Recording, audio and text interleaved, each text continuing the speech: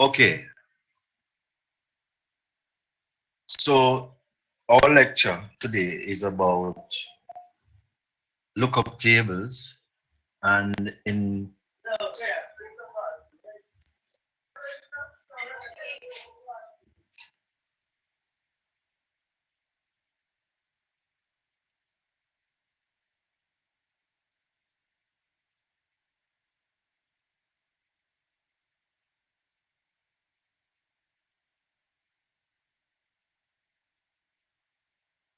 describing what are lookup tables, we will have to speak about the super circuit, in other words, the circuit to which a lookup table usually belongs, and that's the FPGA, Field Programmable Gate Arrays.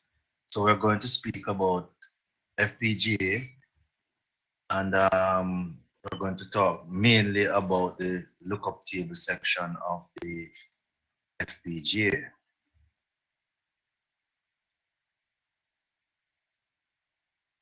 Now, FPGA is another PLD device, and if you remember, we have gone through 3 PLD devices so far, and the FPGA is the fourth, but we will not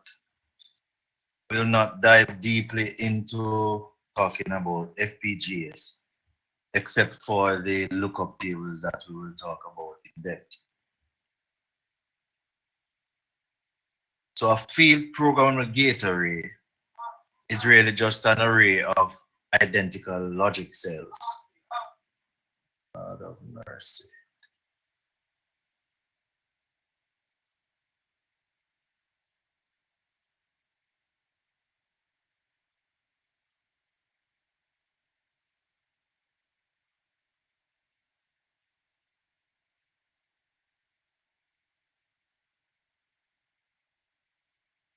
So again, an FPGA really consists of an array of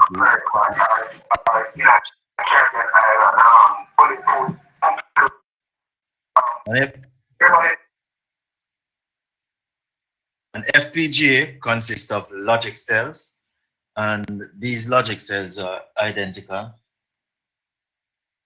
and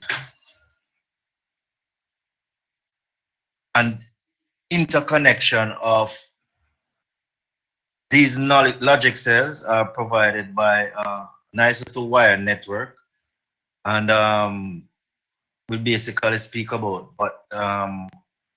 how the wire networks connect the logic cells, and we will see what are the names of the different logic cells.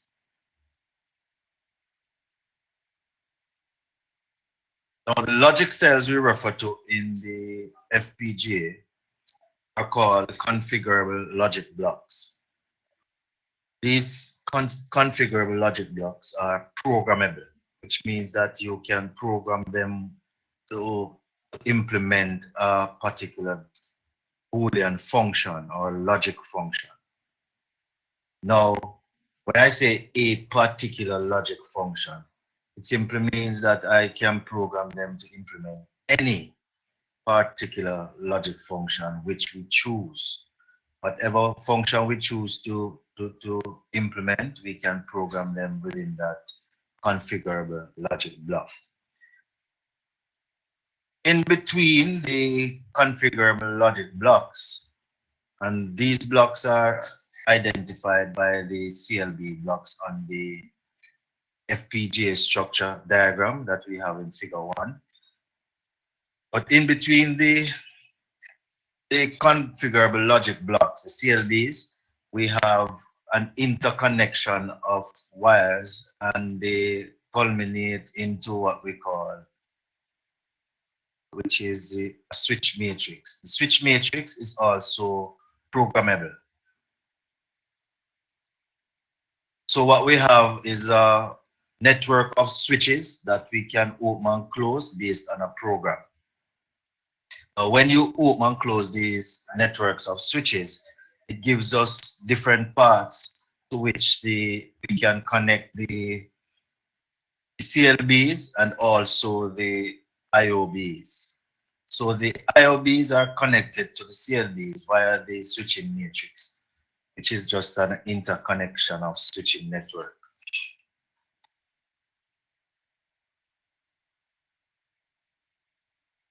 The IOBs are really input-output blocks, and what they actually do, their task is to provide input-output access from the to and from the FPGA itself, and to and from the CLBs. So you can connect to the CLBs via these input-output blocks.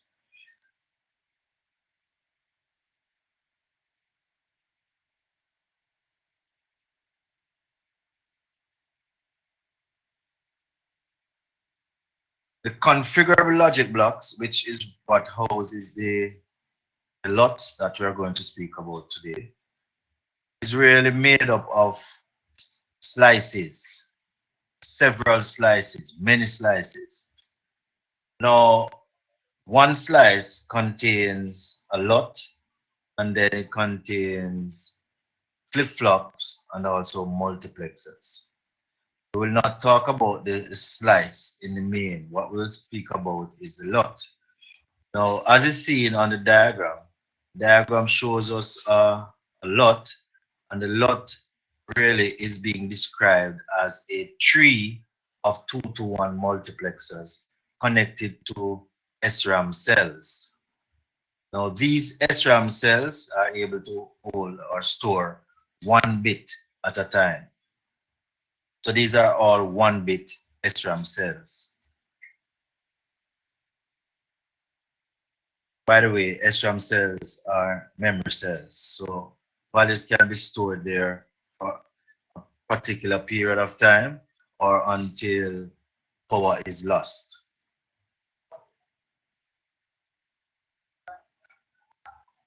As I've said before, it is the SRAM cell the LUTs which are of interest to us today, and we are going to talk about the LUTs in more detail.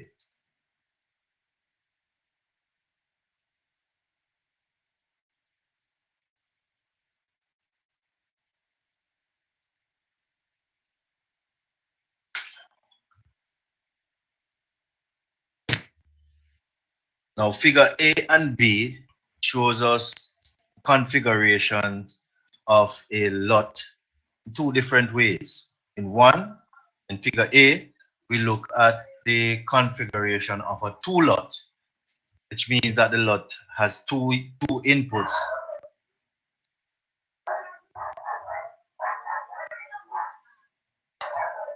Class is noisy today.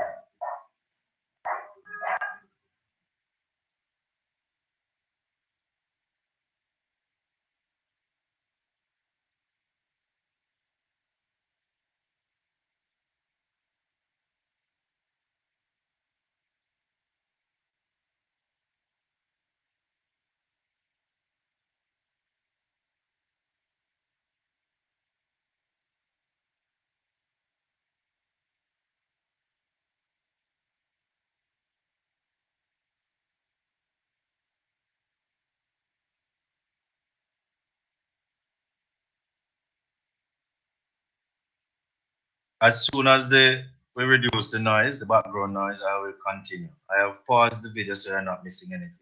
I've paused the recording, sorry.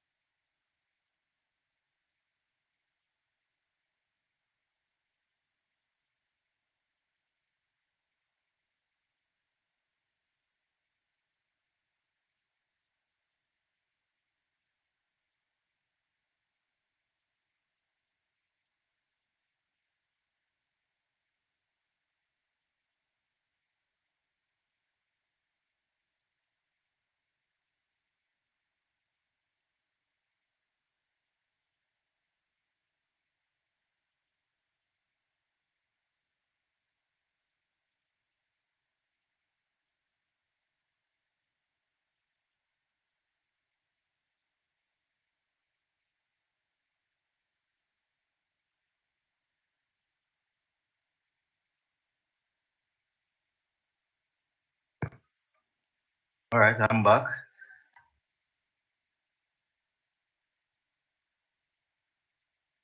All right, so we look at the lot, and we have two figures that we are showing on the right.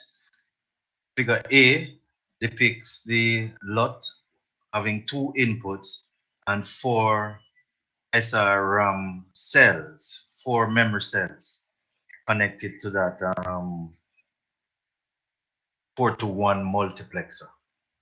Now, if you notice, the two inputs to the lot they are actually used to select one of the SRAM cell to send to the output. So whatever value is stored in the selected SRAM cell, and that value will be copied or sent to the output of the lot.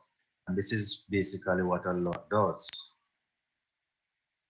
The figure B, part B of the figure, shows us the same configuration, the same lot with two inputs, one output, and four SRAM cells. However, the multiplexer configuration is done as a tree of three 2-to-1 multiplexers. So you have a tree of three 2-to-1 multiplexers. The same thing will occur. The two lot input would basically be used to select one of the SRAM cells. And this is basically how a lot operates. Now, this is called a two lot. It's a small lot. Nevertheless, it's a lot, none that just the same. Now, in general, a lot with three inputs or a lot with n inputs will contain 2 to the n SRAM cells. So if your lot has 5 inputs, then it will have a total of 2 to the 5, which is 32 SRAM cells.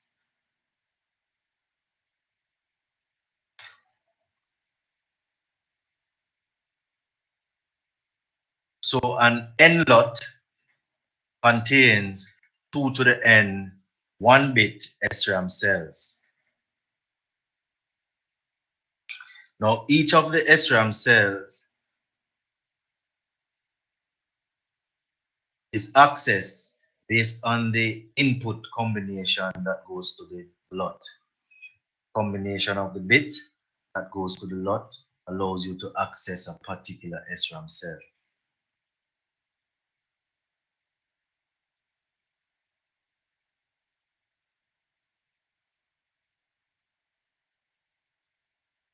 Now, lots, main purpose of a lot is really to implement a logic function.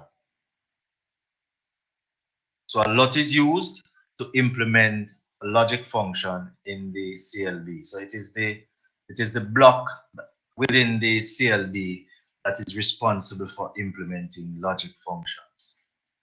Now, logic functions usually come with a number of input variables. In other words, your logic functions in general will depend on a number of input variables. Implementing these logic functions using lots, we have to pay attention to the amount of input variables that a logic function carries. And so for this lecture and for future lectures, I will refer to the number of input variables for a logic function. I will call it logic function size. So whenever you hear me referring to size of the logic function, I'm really just referring to the number of input variables that that logic function contains. In addition to that, if you hear me referring to the size of the lot, I'm referring to the number of inputs that the lot contains. So we're talking about two sizes now. Size of the logic function and the size of the lot. Both sizes in this particular lecture, I'm referring to the number of inputs. One, number of inputs to the logic function, and the number of inputs to the lot.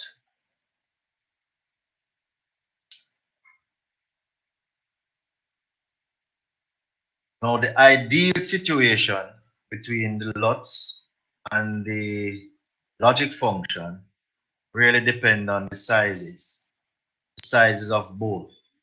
Ideally,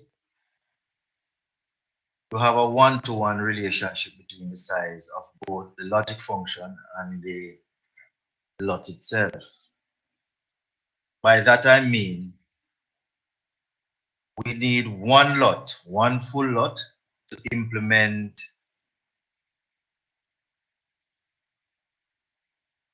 or let's put it this way, we need one k lot, and k indicates the size of the lot, which means the input, it has k inputs. So we have one k lot is able to implement a logic function with size k. So a k size lot is able to implement a k size logic function. So in other words, the logic function has k variables, a lot of k inputs would also be able to implement that particular logic function. So as an example, I would need only one 6-input lot to implement a logic function with 6 variables. So if I have a 6-variable logic function, I would be able to implement that logic function using one 6-input lot. Now, lots that are found in FPGAs, they are usually of one size. So what happens when an FPGA is manufactured? They are not manufactured with a whole lot of different sized lots. The lots are usually of one size. So you may find that the number of lots in a FPGA device, even if it's a whole lot, it comes through with one size. So for argument's sake, you may find a FPGA device with 3 lots, or you may find them using 4 lots, and you have a whole lot of 4 lots available, or a whole lot of 5 lots, but you don't have a mixture of 4, 5, 6, 7, or 8 lots. You just have one set of 3 lots, a set of 5 lots, or a set of 6 lots.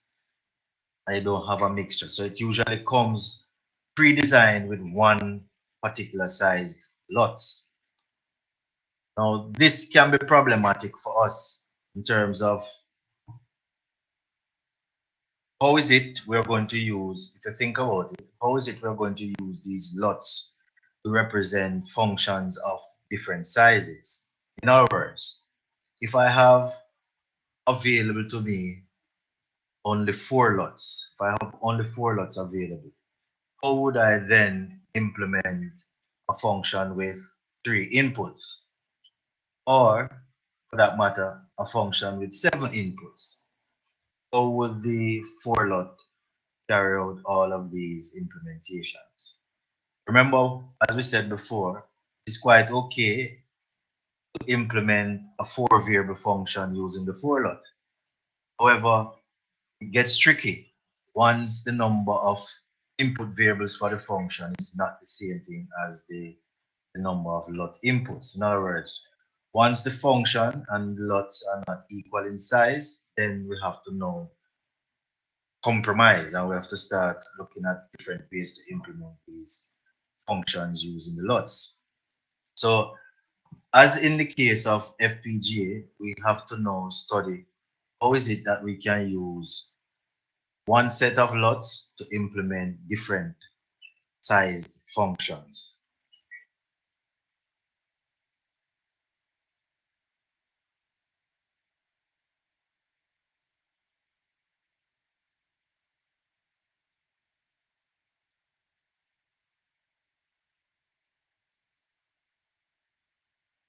So the first case that we'll look at, we have already dealt with it, but I will look at it nonetheless. The first case is we have equal sized LOT and function, logic function. Now, suppose we have a logic function that depends on the variables a, b, c, and d. And we are also using a for lot. A for lot is available.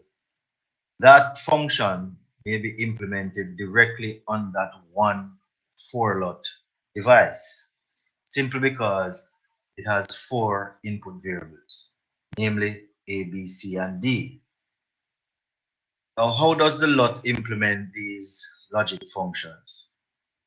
The LOT implement the logic functions via its truth table. It really implements the truth table of the logic function. And I'm going to specify how it is done exactly. So consider the truth table of this particular Boolean function. And the truth table is given on the slide, so please pay attention to it. With the 4 inputs would generate 16 different combinations. Starting from the all zeros combination for all the inputs to the all ones combination. And also shown within a truth table is the output that corresponds to each combination of the inputs. So therefore, you have 16 different combinations of the input values, and therefore you would have 16 outputs for each associated with each combination. To implement this using a for lot, the 4 input variables. First of all, let us just break down components of a for lot. For a for lot, you would have 2 to the 4 RAM cells. So you'd have 16 RAM cells. And those 16 RAM cells must be connected to the output in some way. So what usually happens is that 16 RAM cells are usually connected to the output using a 16:1 multiplexer. Or you have a tree of multiplexers which effectively give you the same effect as the 16:1 multiplexers. In other words, it gives you the same operation as a 16:1 multiplexer. So if you look at this particular structure, you end up with 16 RAM cells, and at the same time, you end up with 15 2:1 multiplexers. And those 15 2:1 multiplexers are effectively performing the operation of a 16:1 multiplexer. Now, the 4 input are really used to connect to the select lines of the multiplexers. Remember, a 16:1 multiplexer will have 4 select lines. Okay? Because you need 4 bits to be able to select between 16 different objects. So if you look at the diagram in figure 3, you recognize that the inputs are sent directly to the select line of the multiplexer so that the input combinations can select the appropriate RAM cell. Now in this diagram, let's follow what is happening in the diagram that we are given. If the input values are 0, 1, 0, 1, in other words, A0, B1, C0, and D1, let me write it down. So 0, 1, 0, 1. And what happens is that each of the different values would combine together to select one. Each value for the inputs, A, B, C, and D, would combine together to select one RAM cell. Let us see which RAM cell is selected based on this value. First of all, D is 1. So D is 1 means that the one side of the multiplexer will go through. So all the ones will basically go through. So you have 8 ones going through. So those 8 bits coming from our RAM cell will be passed through the multiplexer or sent to the output of those 8 multiplexers. At the C level, in other words, at the level where we have input C equals 0, then the 0 side of the multiplexer would be selected. So select 0 here, 0 here, 0 here, and 0 here. When B is 1, only the 1 side of the multiplexer would be selected at that level. So at the B level, the 1s will be selected. And finally, when A is 0, only the 0 side will be selected. So if you trace the path of the combinational input, then what you would find happening is that only one value survives and is sent to the output, and that value is the 6th RAM cell. That value is found within the 6th RAM cell. Now, if you want, you could start counting from 0, and you could use the position of the RAM cell so that it's the position 5, because the position starts at 0. So we could have 0, 1, 2, 3, 4, 5. Irrespective of how you look at it, it is the 6th RAM cell or the cell in position 5. Please note that if you're using 5, we actually start at 0. Now, why it is I'm telling you that you could use 5 is because the number that is selecting the RAM cell can be used to identify which cell it is actually selecting. So 5 will select 5. However, if that is the case, you need to know that you have started at 0, and it's actually the 6th RAM cell, not the cell not the 5th RAM cell, it's the 6th one. All right, so that is the first case. The first case when everything is ID. One lot to one logic function, one-to-one mapping. Nothing else is needed. Everything fits okay. But that is not always the case. Sometimes we end up with situations where the logic function or the size of the logic function is not the same thing as the size of the lot.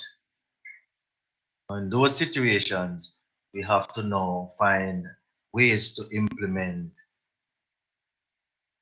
the functions nonetheless.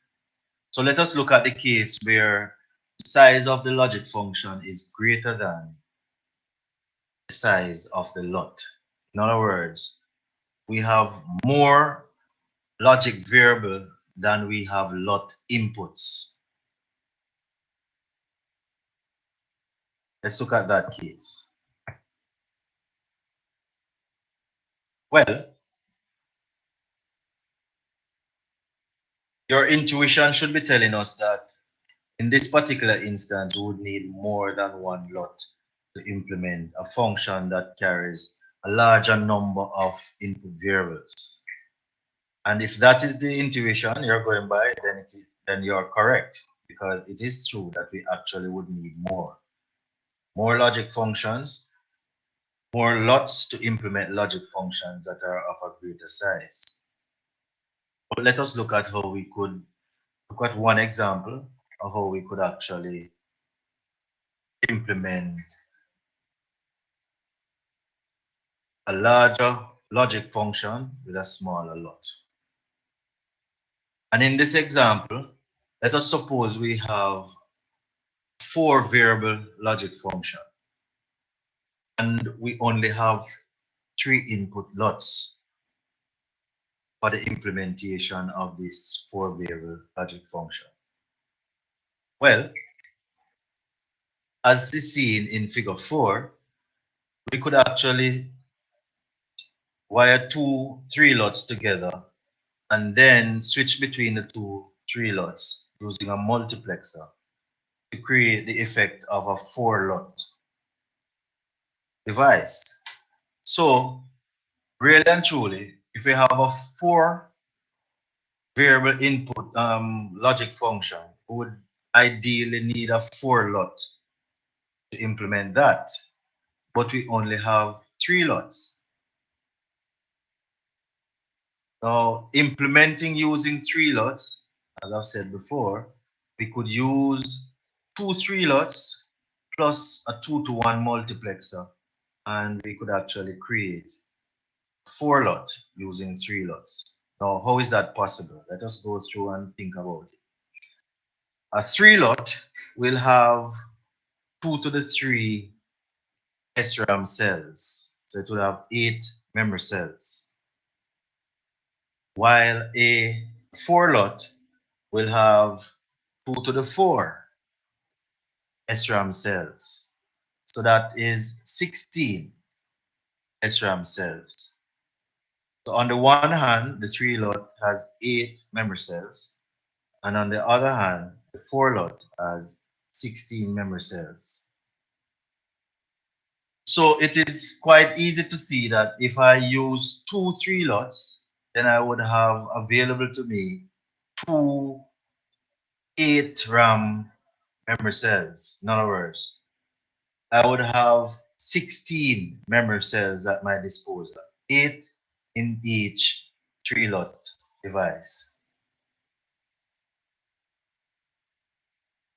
Now, all I would need to do is to switch between the 2 3-lots whenever it is necessary in order to for the connection to perform as a 1 4-lot would perform. So then I would need a 2-to-1 multiplexer to connect the 2 3-lots. Now please note that the most significant bit is used to select between the 2 3-lots. In other words, the 3 least significant bits are actually used to operate the 3-lots. However, the switching between the 2 3-lots is handled by the most significant bit. And again, A is the most significant bit and D is the least significant bit.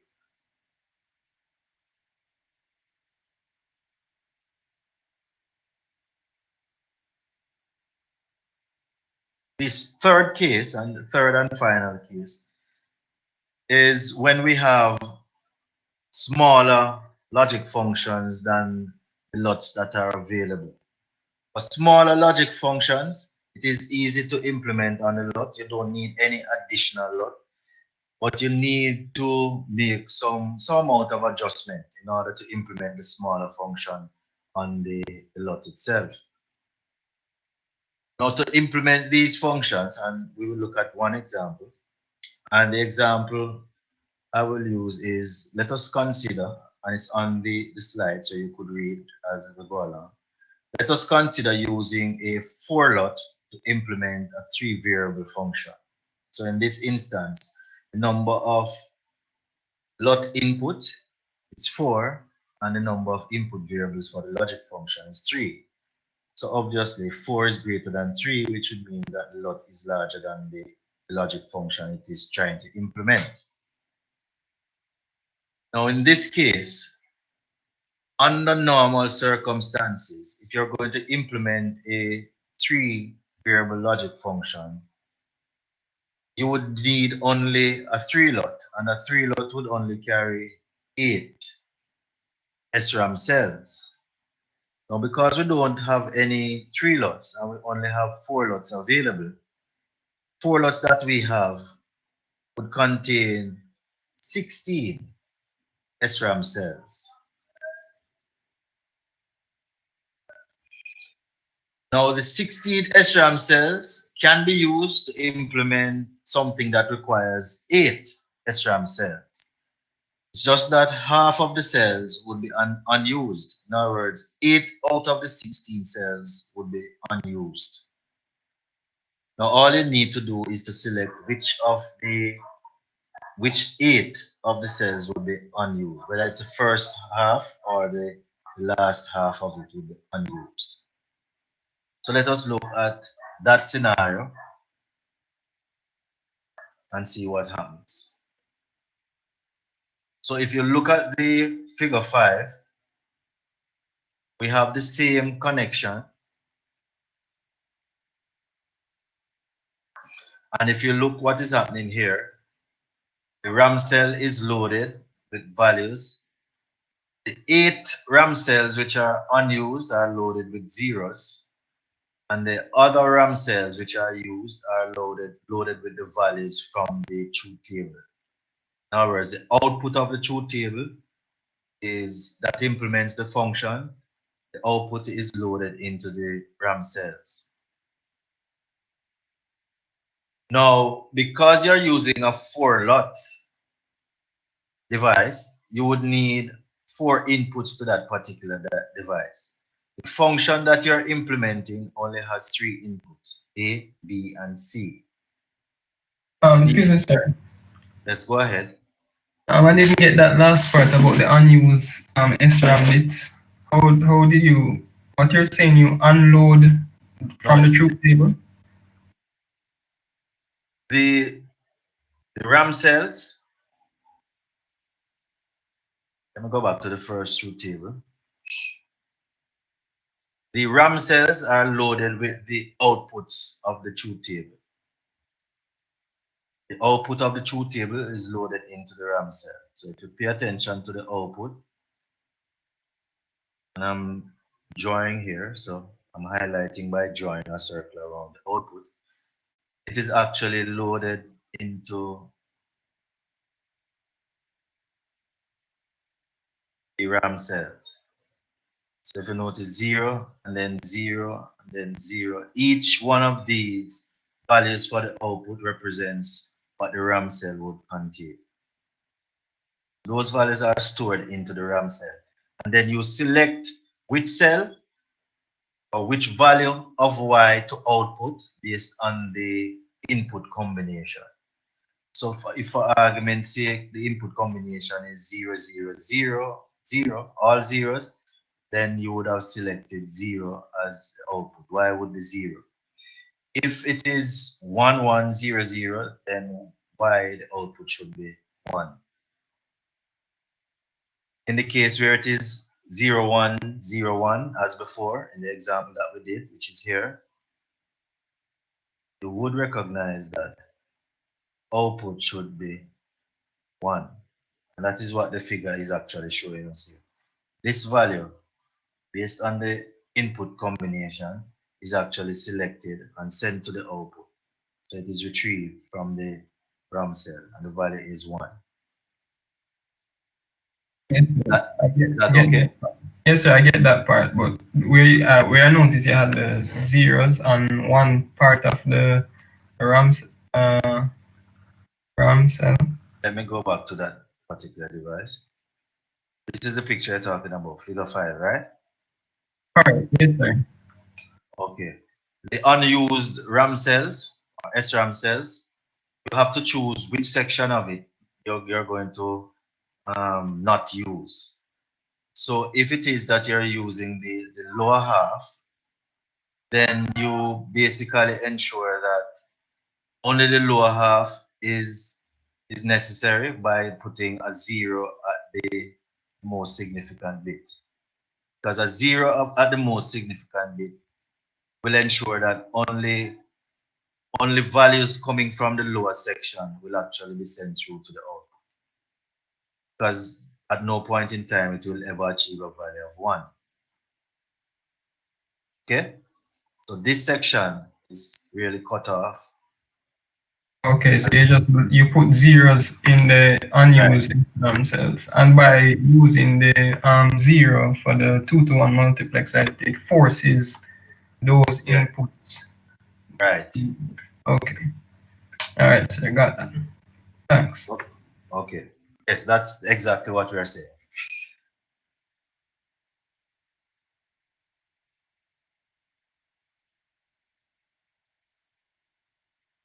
All right, so as I was saying before, this is the compromise that we will have to make. The compromise is really we are wasting some of the resources to achieve our function itself. So we have actually wasted half of the resource right now so that we can achieve the programming or the implementation of this particular function.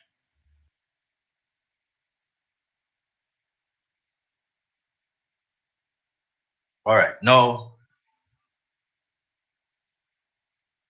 using the lots and working with lots, even though it is probably not obvious now, but it is all coming from the Shannon's expansion theorem.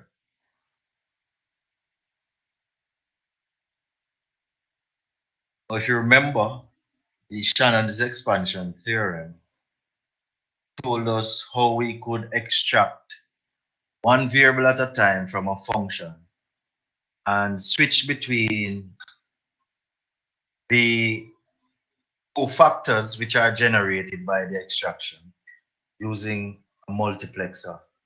And that would give us, that effectively would give us the same function that we started out with.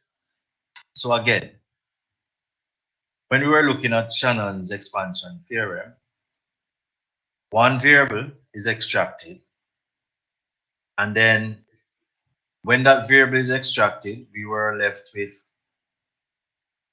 cofactors or functions that we call cofactors.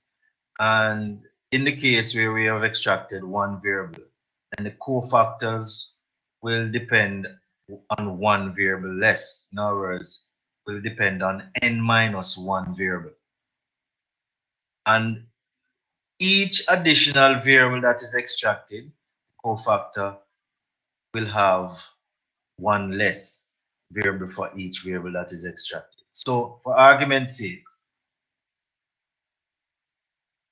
let us say that we have extracted two variables. The cofactor functions that are left would be down by two variables. In other words, if it is we started out with 10 and we extracted two variables, then the cofactors will be left with only 8 variables. If we extracted 4 variables, the cofactors will be left with 6 variables, and so on. So that is basically what Shannon's theorem is saying. The extracted variables are then used as the selector lines for the multiplexers, and you can switch between the different cofactor functions to get your output variable. And that is how Shannon's theorem actually works. Now, in this particular lecture, I'm not calling the cofactors by their original cofactor name. I'm actually referring to all the functions that are generated after an extraction of a variable. Using the Shannon's expansion theorem, I'm calling those cofactor functions, I'm calling them sub-functions. So pay attention to the word. It really means just the name that we use to just group all the cofactors together. The sub-functions. So let me restate the claim now using sub-functions as opposed to cofactors. Once you extract a variable from a logic function, then it generates, for each variable that you extract, it generates a set of cofactors. So if you extract two variables, it generates 2 to the 2 variables for the 2 to the 2 sub-functions. So for example, if I extract 3 variables from a function, it generates 2 to the 3 sub-functions. For n variables extracted, or let us say for k variables extracted from n variables, then you would generate 2 to the k subfunctions. And the k variables that are extracted can then be used as the select input lines to multiplexers, which would switch between the 2 to the k subfunctions. That is all Shannon's theorem is saying. Let us look at an example of using this particular idea. Now, as I've said before, if you remember, we said that we are going to end up with situations where within our FPGA, we only have a certain size lot, and we have functions that are greater or less than these lots that we have. In the case where the size of the function is greater, then we're going to have to figure out how many lots are we going to use to implement a function that is greater than the size lot that we have. Let us look at this example. Assume that we have 6 lots, which are 6 input lots, and only those are available. What if we wanted to implement an 8 variable function? Well, if we want to implement an 8 variable function, one, we're going to have to figure out a couple of things. Let us try and figure out these things that we need to figure out. First of all, if it is that we have an 8 variable function, then we would need an 8 lot to implement that function to get the one-to-one relationship. We don't have 8 lots available. We only have 6 lots available. So how is it now am I going to use the 6 slots?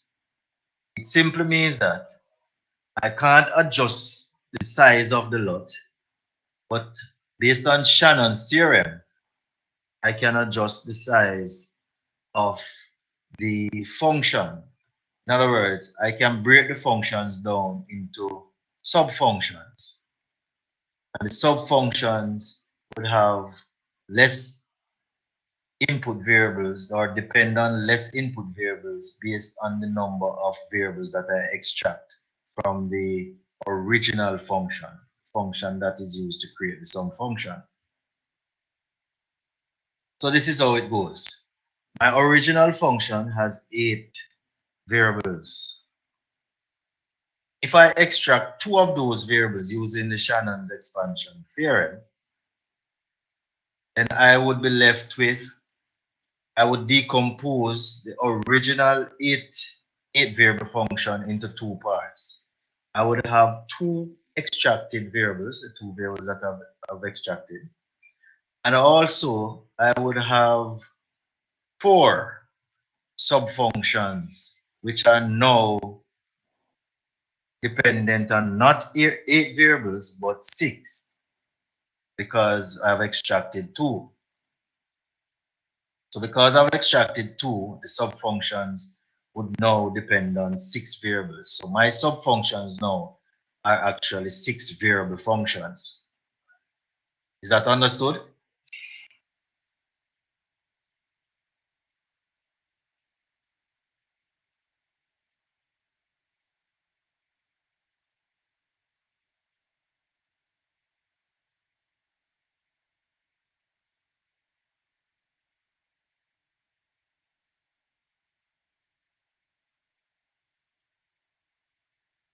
Sir, could you run that again, sir?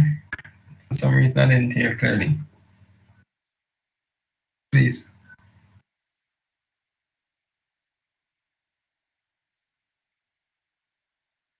So the example again is, I have an 8 variable function to be implemented on a 6 input lot. 8 variables, 6 input. Sizes don't match. 6 input lot can't implement 8 variable function. Therefore, you need more than 1 lot. 1 6 lot to implement that 8 variable function. How do we determine how many 6 slots we need?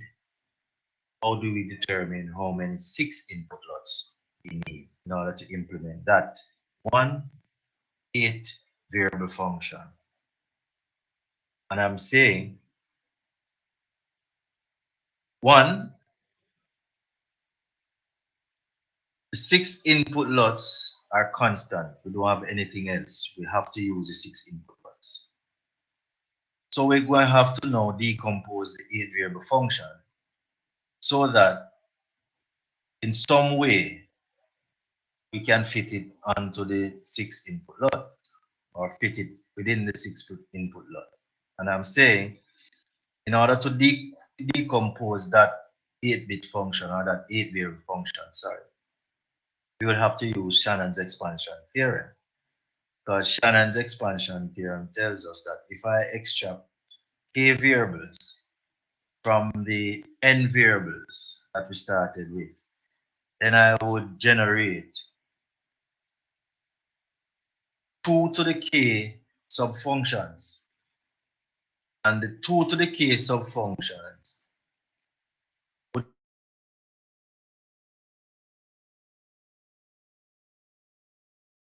let me go through that with numbers now.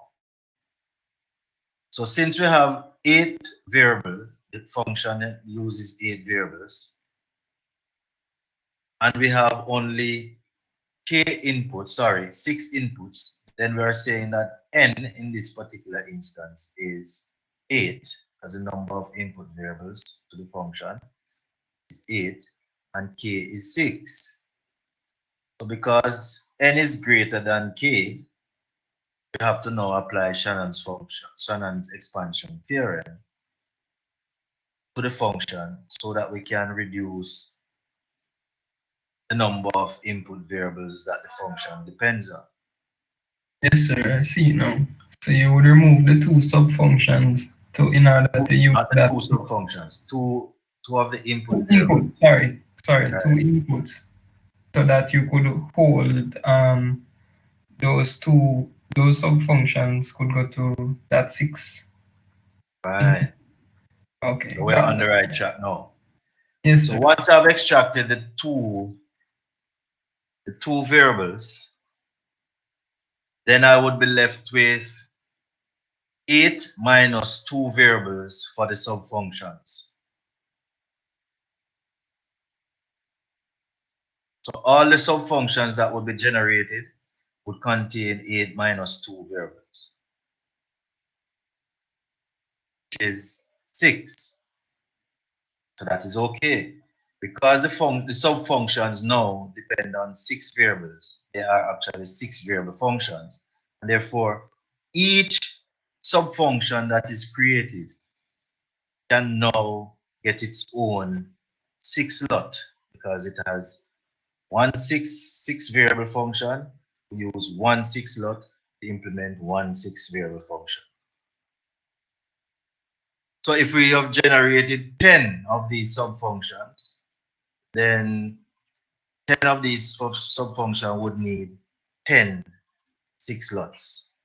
So our next task is to really calculate how many subfunctions are generated based on the extractions, number of extractions that we did. So because we extracted 2 of the variables, so we extracted 2 of the 8 variables so that we get 6. Then it simply means that 2 variables will generate 2 to the 2 subfunctions. Will generate 4 subfunctions. So each of those subfunctions will have its own 6 slots. So you have 4 6 slots already. So we count it. Okay? 4 6 slots. And then once you have the 4 6 slots, it now means that each 6 slot would have 4 outputs. So you have 4 outputs. Sorry, each 6 slot would have 1 output. And because you have 4 of them, you end up with 4 outputs that are not tied to anything.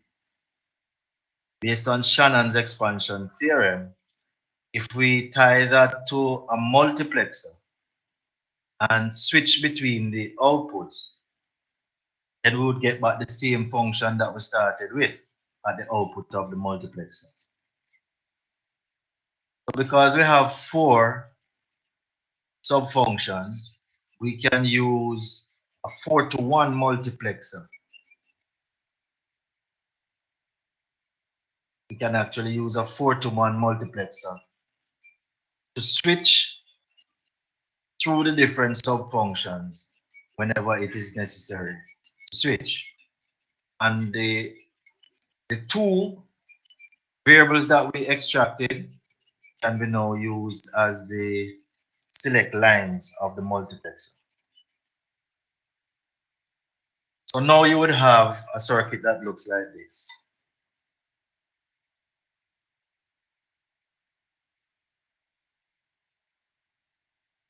Now please note, the circuit that you see here really is not using a 4-to-1 multiplexer.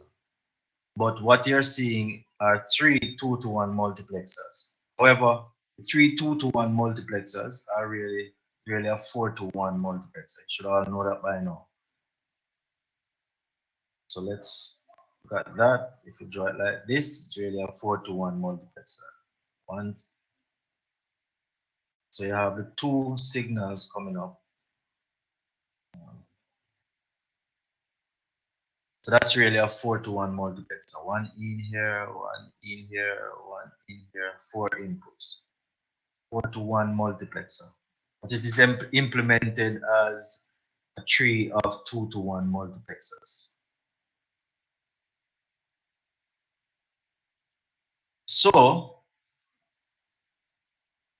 if you look at this 4-to-1 multiplexer though, let's look at the 4-to-1 multiplexer. Why am I insisting on the 4-to-1 multiplexer?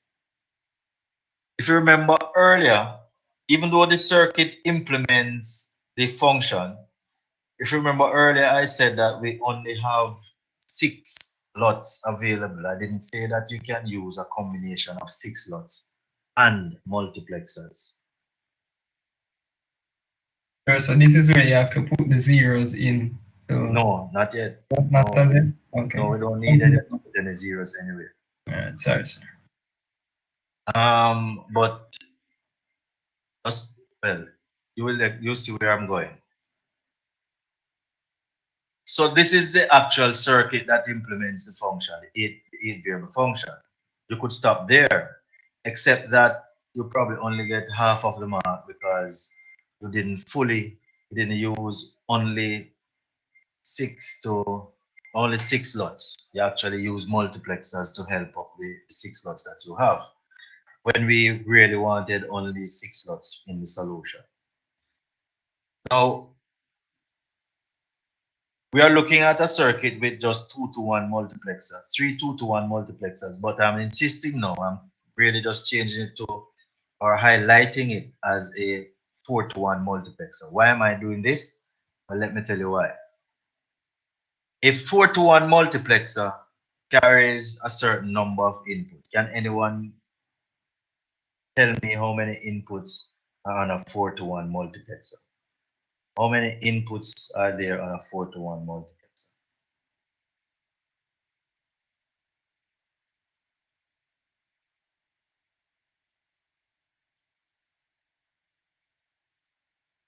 Inputs, sir? Yes, inputs. How many? 6. 6 it is. Thank you, Miss Ellis. What 6? You have the 4 data input lines and you have the 2 select lines.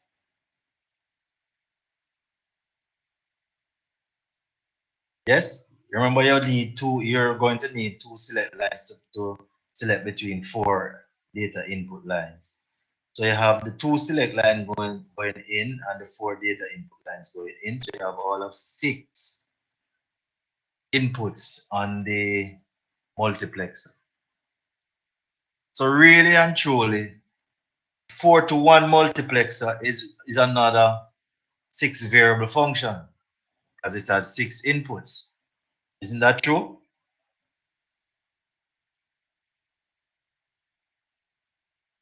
Yes, sir.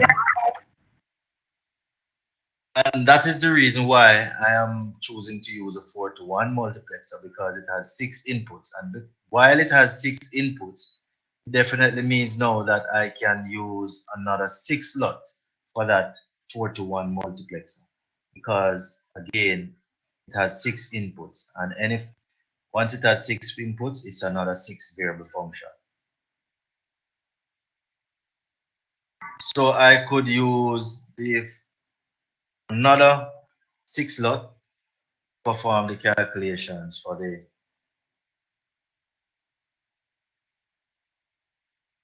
8 variable function. So this is basically what the circuit would look like using just 6 slots only. And if you notice, the 4 outputs from the 4 subfunctions are the 4 lower outputs, and then the other 2, sorry, the 4 outputs are directed into the last lot, and also the two variables that we have extracted have also been sent into the 6 slot, as it should be based on the diagram that we have here. So these are the 4 outputs, 4 data outputs, input, and those outputs are coming from the lots, and they are now fed to the inputs of the 4-to-1 multiplexer. So they are used to drive the 4-to-1 multiplexer. And if you look at the diagram, the next diagram, then you would see that this is really the connection that is happening here. One thing you would need to note though is that each of these lots must be configured to perform different tasks. So this one, first one here, that would be configured to perform subfunction, one of the subfunctions. So let us say you have 4 subfunctions. It would perform subfunction 1. This one would perform subfunction 2. This one would perform subfunction 3. And this one would implement subfunction 4. This last one here will be implementing a 4-to-1 multiplexer. 4x1 mux. You all understand what we're saying now?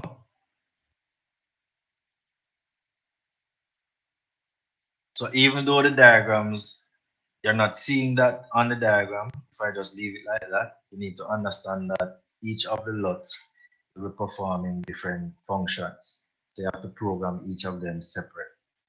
So different values will be loaded into the SRAMs for each of the lots. And so that is how everything works. So you would have a set of SRAMs and the different values that you will have to load inside them for each of them to perform the function that it needs to perform.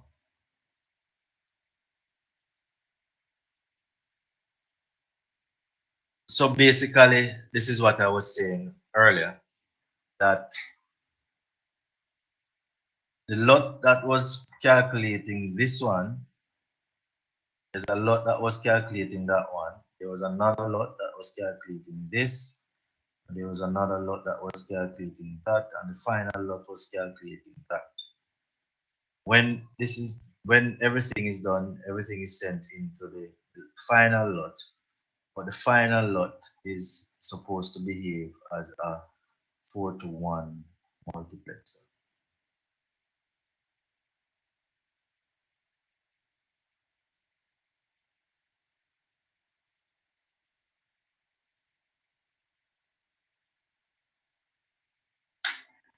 All right, just one more example.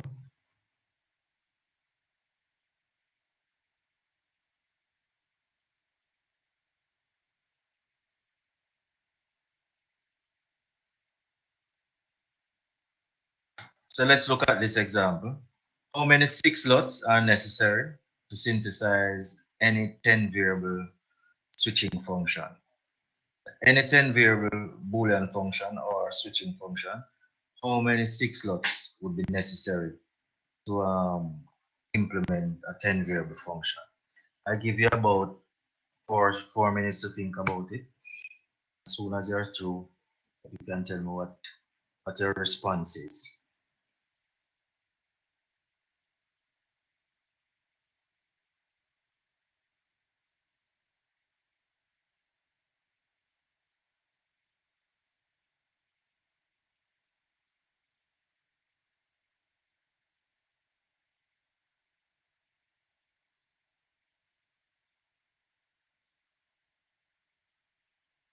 I think I probably will. I want to help you a little or help you along a little. So let me just ask you some questions. You don't have to answer, but you can use the answers to those questions to help you to pretty much organize how you think about the questions. First things first. The lots that are available, there are 6 lots. Are we using the six lots to implement a larger function, a larger size function than the lot, or is the function smaller than the lot? They answer that question.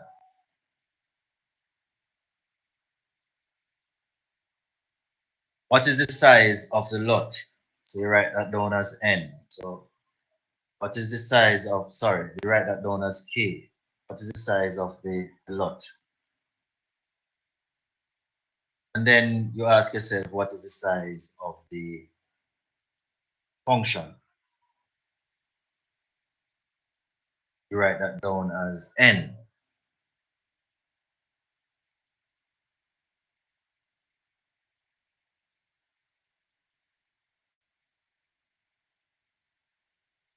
Next question to ask yourself is, if it is that n is greater than k,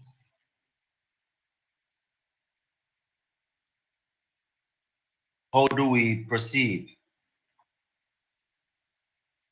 That's the next thing.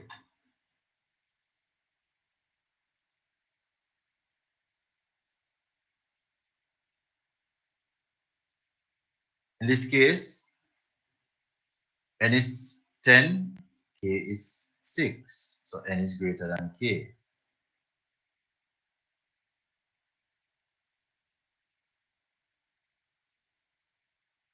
Now, since n is greater than k, how many variables do I need to extract from n in order to get the required number of variables that we can implement on the k lot? How many variables do I need to extract from the switching function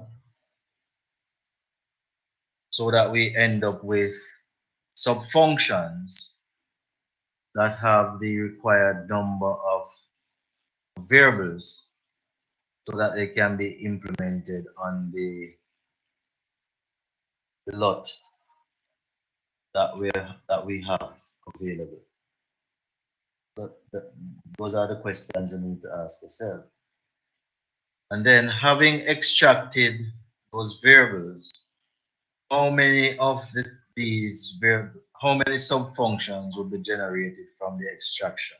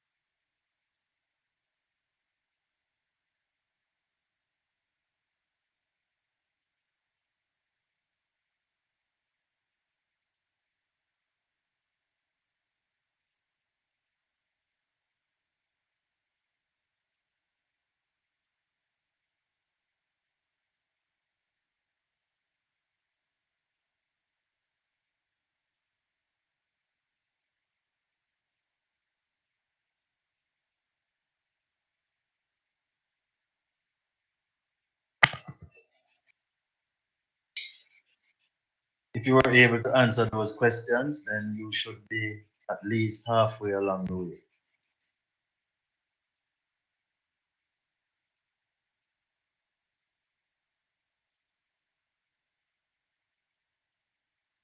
All right, so let me go through the question. Before we do so though, is anyone ready to give a response? Sir, 21. All right, I'll soon get back to you, Lamandra.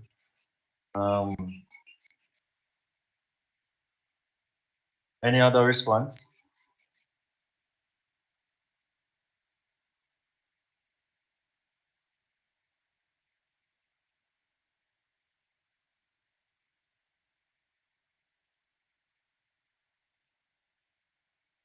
All right, Lamandra, would you care to explain how you got the 21?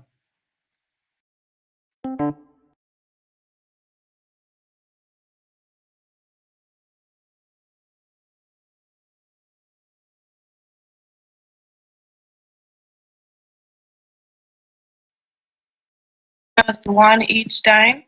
In order to get the 6. And I got 4.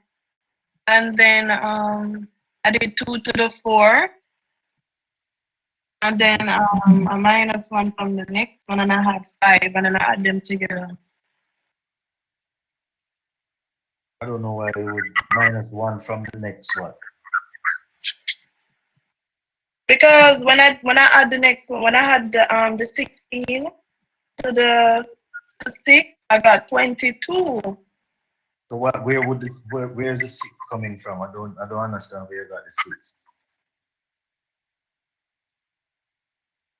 They just honestly, they just minus, but the same thing for the minus the 1 4 10. That left the exact 6 input.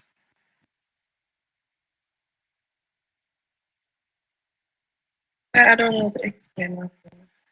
I think I don't know how to explain myself.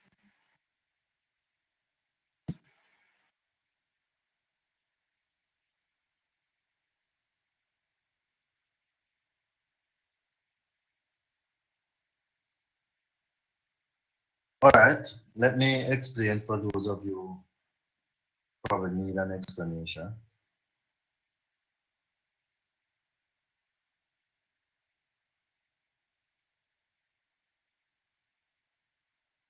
The answer is exactly 21.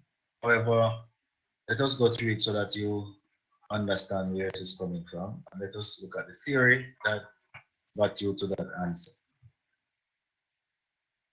First of all, we have 10 variables for the function. So it's n is 10, k is 6. So we're going to use 6 slots to implement a 10 variable function.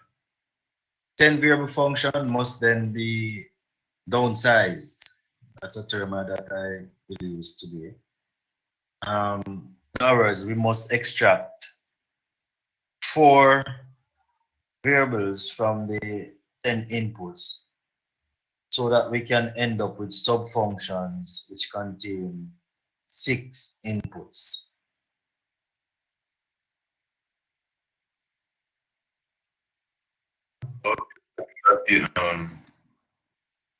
Yes, go ahead.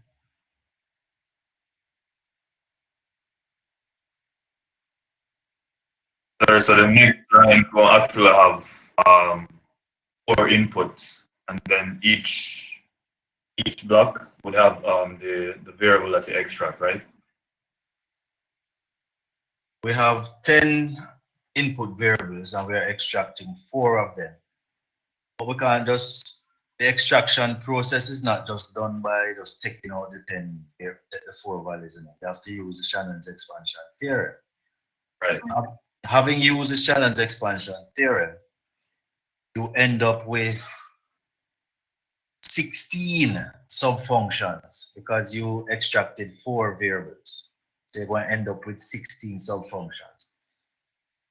Now, how do you get the 16 subfunctions? Let us assume that you extracted A, B, C, D. Those are the 4 variables that you would have extracted. These 4 variables will generate 16 different combinations from 0, 0, 0, 0, all the way down to 1, 1, 1, 1. 16 different combinations. Now for each of these combinations, for each combination, a subfunction would be generated. So this is subfunction 0. Next one is subfunction 1. All the way down to subfunction 15. So it end up with a total of 16 subfunctions. Okay? So you have the 4 variables and 4 variables that you have extracted and the 16 subfunctions. Now the 16 subfunctions are variables of 6 inputs because we have extracted 4. Okay, and they originally started out with 10. So the subfunctions are 6 input variables. So because the subfunctions are 6 input variables, we could send them into a 6 lot because we already have 6 inputs. So this is a 6 lot. So we can use a 6 lot for each subfunction. So let us say we start with subfunction 0. That's the first one going in. And we'll go all the way down to subfunction 15.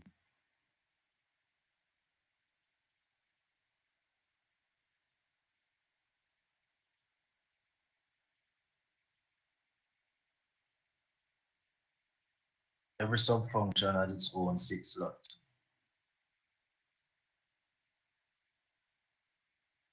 All right. Now each of these lots would have an output, one output. They really have a total of 16 outputs because they have 16 subfunctions. So basically, you would need now a 16-to-1 multiplexer that can switch between these subfunctions. 16-to-1. Now, to drive a 16-to-1 multiplexer, you would need 4 select bits. So the 4 select bits would be A, B, C, D. The output of this would be your 10 variable function. So this is a 10 variable function. 10 variable function. That is what Shannon expansion theorem tells us. 10 variable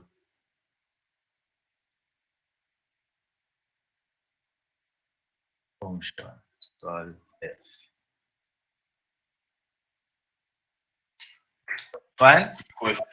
The problem is, go ahead. For the mux that has the ABCD input, we just apply Shannon's theorem again. Yes, you could. You could, but then I'm just giving you a shortcut to do it. Could apply it again, but it wouldn't make much of a sense to do that because the mux itself would have 16 plus 4, 20 inputs. You realize? It would have 16 inputs coming from the subfunction, and then it would have these 4 inputs that will be used as a select line. So you have a total of 20 inputs. So you're going to have to do a whole lot of calculations. Okay, so yes. Get what I'm saying? But you could if you wanted to, just that it's rather painful to do that. enough more. So instead of doing that, what I need to remember is what size lot you are using to implement the function. And it's a 6 lot. So if you can get the 16 lots, if you can get the 16 lots, divide it up into as many 6 input devices that you can, then you can use one 6 lot for each 6 input device that you can create or you can use to implement that lot, that 16:1 multiplexer.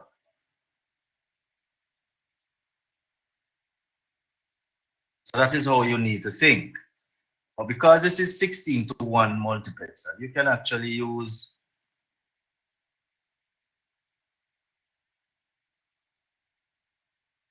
5 4:1 multiplexers to implement a 16:1 multiplexer.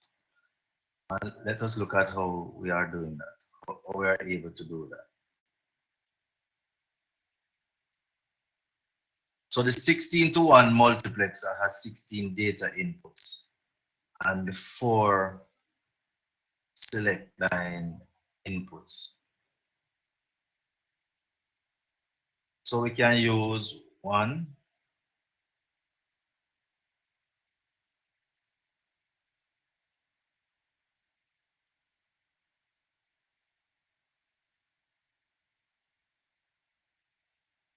2, 3, 4. Remember, all of these are data inputs, 4 inputs. So output coming from this one, let's call it, what do I want to call it now?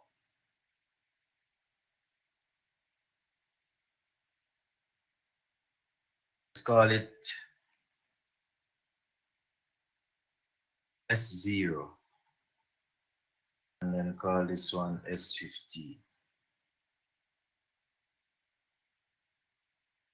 So each input would have is S0, S1, S2, S3, and then this one, now you would have another set of inputs. So this would be S4, continue along your way, S4, and this is S7 down here, and then you have this other set here.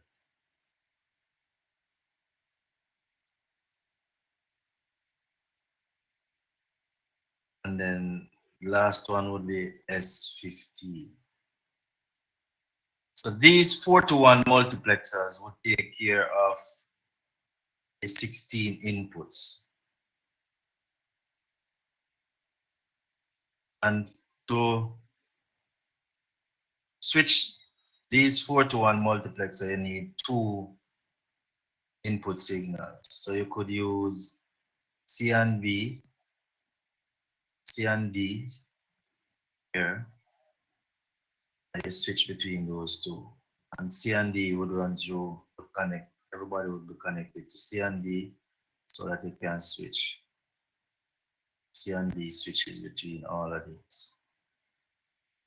Then you connect, since you have 4 output coming out, you would have to now use another 4:1 multiplexer to switch between the 4 signals. So then 0, 1, 2, 3.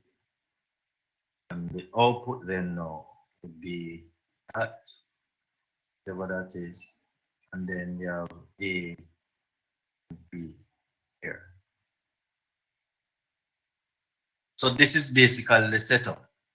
But what you should notice, and why I'm using 4:1 multiplexers, is because each 4:1 multiplexer has 6 inputs. And therefore, I can count each 4:1 multiplexer as a 6 variable function.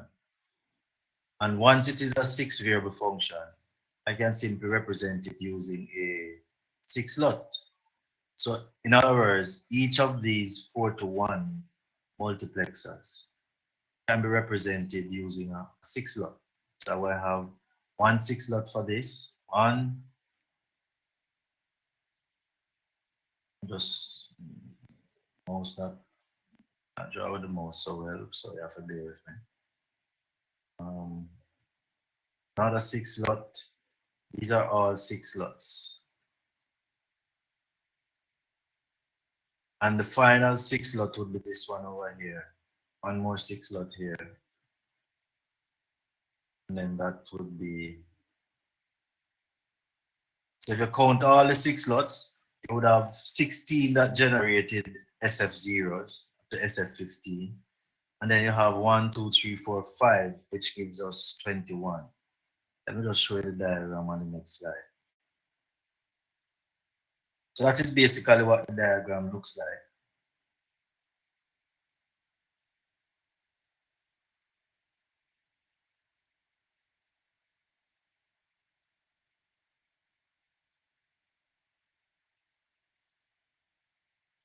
So you have all of 21 blocks, lots. You need all of 21 to implement a 10 variable function. And so this is what happens within your FPGA. When you get a larger function, the lots are assembled into a particular connection scheme that will implement those functions. And all of that is done through programming the different connections that you have to program within the FPGA.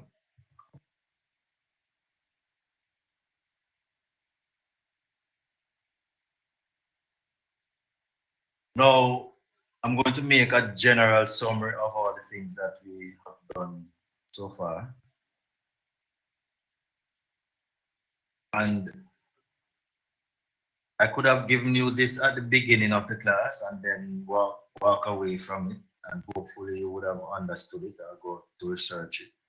But then if I had done that, then you probably would take more time in trying to understand what is happening than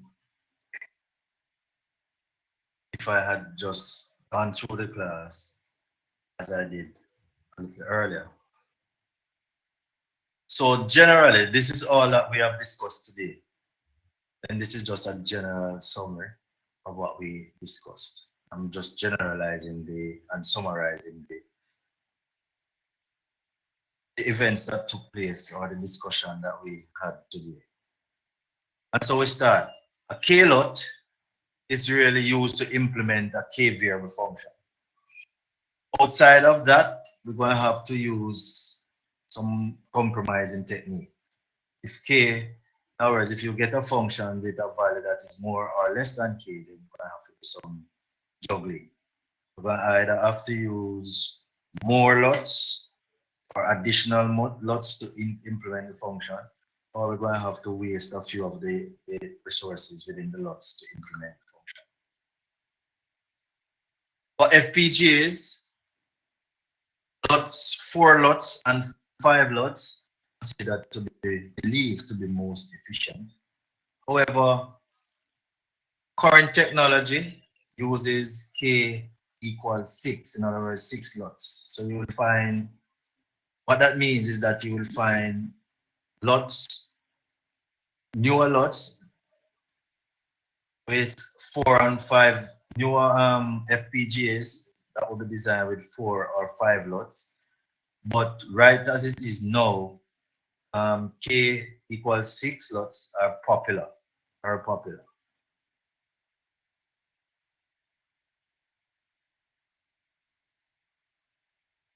Now, further to that, we have some theorems that generalize some of the principles that we looked at earlier. We have 4 of them. 4 of them that you can use based on the context in which you use them. So the first one, an n variable function can be realized by using at most 2 to the n minus k minus 1 2-to-1 multiplexers and 2 to the n minus k lots.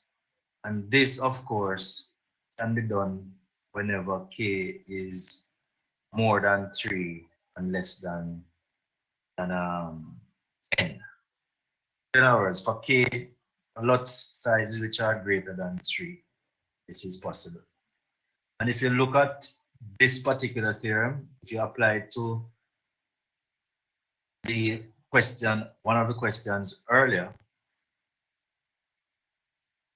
let us apply it to the 8 variable function question that you wanted to use the 6 slots to implement. Remember, we got 5 6 slots that can be used, but before that, we really got 4 6 slots and 3 2-to-1 multiplexers that could be used, and then we converted that 2-to-1 multiplexer section into a 6 slot by converting the 2-to-1 multiplexer to a 4-to-1 multiplexer. So let us just do the calculation just to see if that works out. So we're using we want to implement an 8 variable function on 6 slots. So n is 8 and k is 6. So based on this particular theorem, you are supposed to get 2 to the n minus k minus 1 2-to-1 multiplexers. So if n is 8 and k is 6, then n minus k is 2. So 2 raised to 2 is 4 minus 1, that is 3. So what we're saying is that you need at most 3 2-to-1 multiplexers. And if you pay attention to the question, you notice that it was done using 3 2-to-1 multiplexers. Also, you would need 4 6 slots. All right, you need 2 to the 2 6 slots, and you would need 3 2-to-1 multiplexers. So that theorem actually holds true in this regard. So let's look at the other one.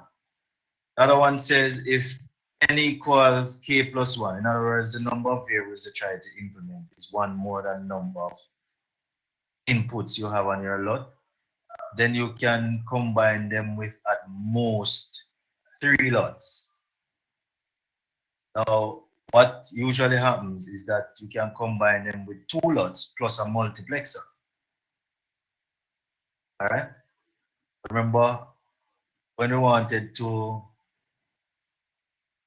build a 4 lot from 2 3 lots, then we had to switch between the 2 3 lots with the multiplexer. So the 2 3 lots had to be connected to a multiplexer. This theorem takes into account that you could also represent the multiplexer as a lot. Okay?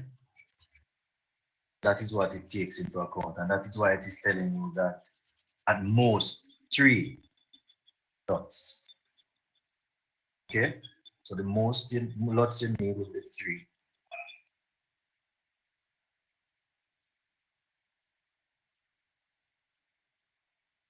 The next theorem is telling us now that if n is 2 more than k, and k is greater than 6, greater than or equal to 6, then you would need at most 5 more lots to implement function.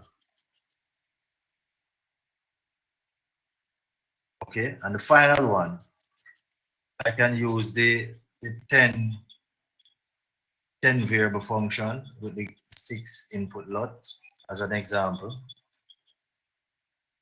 Final one says the number of 6 slots to implement an arbitrary n variable function is 2 to the n minus 4 minus 1 divided by 3. So the number of 6 slots that you need in order to implement a 10 variable function would be 2 to the 10 minus 4. 10 minus 4 is 6. 2 raised to 6 is 64.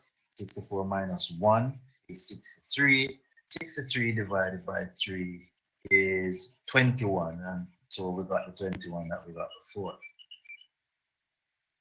All right, now this takes us to the end of the lecture and the end of today's presentation. Now you will have to turn to your practical exercise number 4. And you have 1 week to complete that practical exercise. Oh, by the way, before we leave, let me just point out to you the very important fact that I used 2 to the n minus 4 minus 1 divided by 3 because n, which was 10, was even. Had it been an odd n, then you would have to use the second calculation. With that said, do you have any questions you want to ask?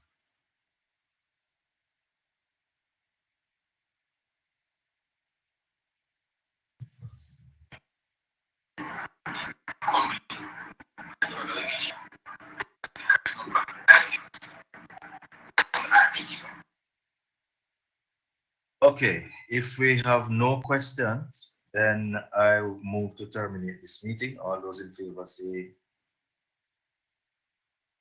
aye.